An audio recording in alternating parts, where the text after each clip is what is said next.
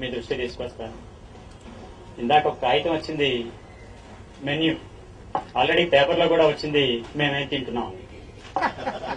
అడవిలో ఏం తింటున్నామో, మన పీడిత ప్రజలు ఏం తింటున్నారో మీకు తెలుసు.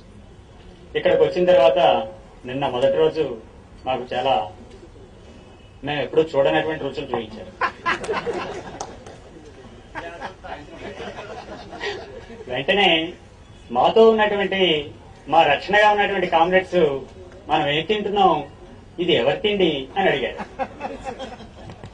వెంటనే ఇంత స్పందన ఆ కామ్రేడ్స్ లో రావడానికి కారణం ఏ వర్గం నుంచి వచ్చాం, ఏ వర్గం కోసం పోరాడుతున్నాం అనేటువంటి స్పృహ. మన పార్టీ ఆ స్పృహ.